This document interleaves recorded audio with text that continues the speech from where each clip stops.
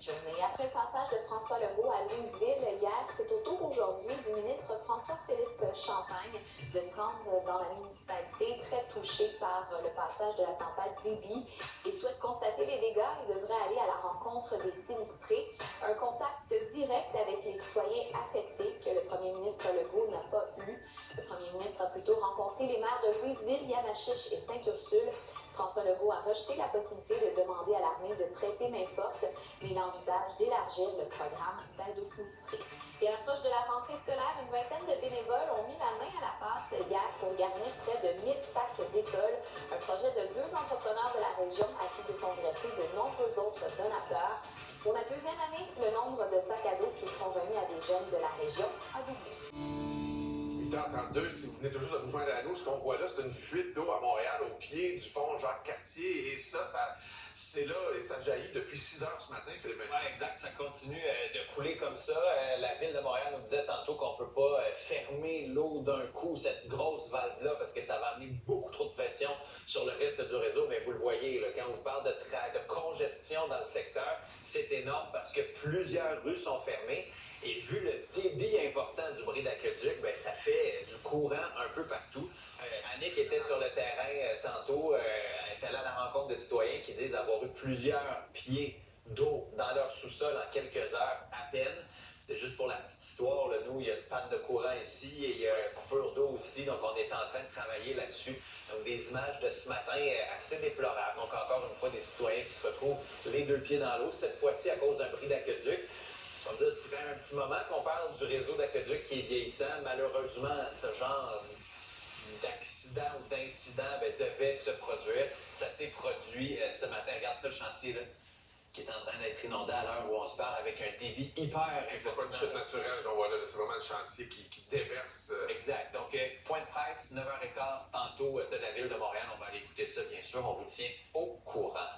On parle avec Nicole Gibault maintenant, jeune à la retraite. C'est le procès des camionneurs. Souviens-toi, les 2 organisateurs du convoi des camionneurs à Ottawa qui se termine dans les prochains jours. Chris Barber et Tamar Alish.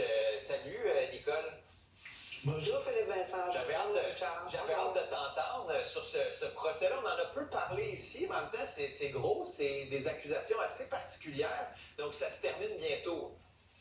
Oui, évidemment, c'est gros. Et ceux qui ont vécu dans la région d'Ottawa-Gatineau, on sait que c'était immense, là, cette manifestation, et que ça a débordé. Ça se termine bientôt. Ça devait se terminer en 16 jours. Ça fait 1 an. C'est toujours un peu comme ça. Mais il y a eu 16 témoins, 27 jours d'audition dans cette année-là.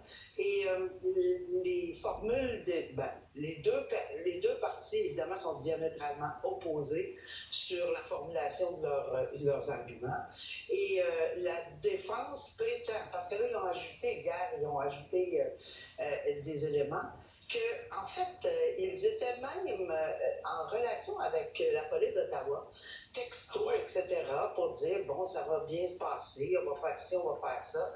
Alors, selon la défense, c'est qu'il n'y avait pas d'intention de faire des méfaits, puis une manifestation qui a débordé à ce point-là.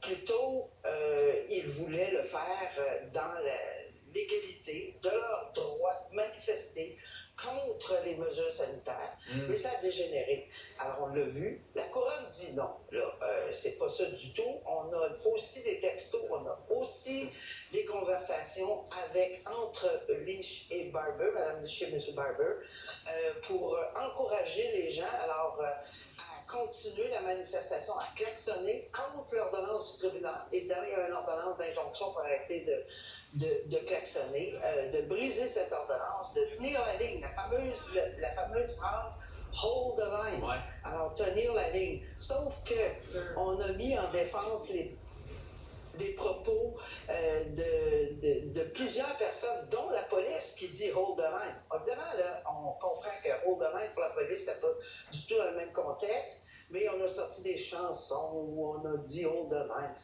Ça veut pas dire qu'on veut aller brimer les droits de quelqu'un.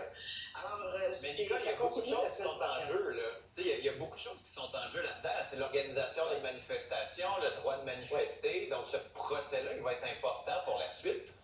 Oui, parce qu'on met fondamentaux, surtout dans ce domaine-là. On sait comment c'était pointu, la COVID, puis les mesures sanitaires, etc.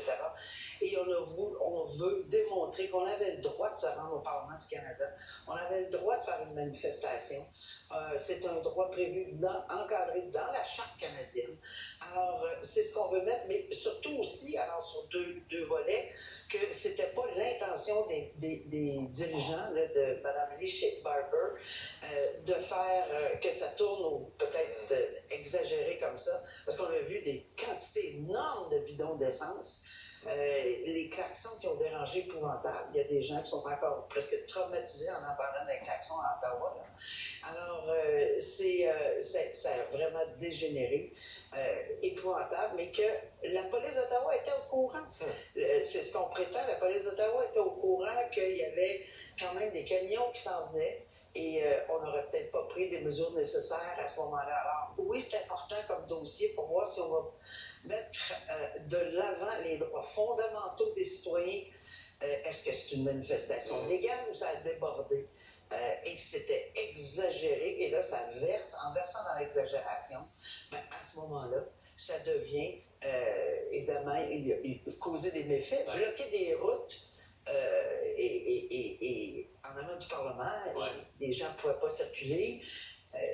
Les véhicules de sécurité, ça a été un problème aussi. Alors là, paralyser le centre-ville, ça c'est quoi les limites de la manifestation? Nicole, merci beaucoup d'avoir été là. Toujours un plaisir de te parler. À bientôt.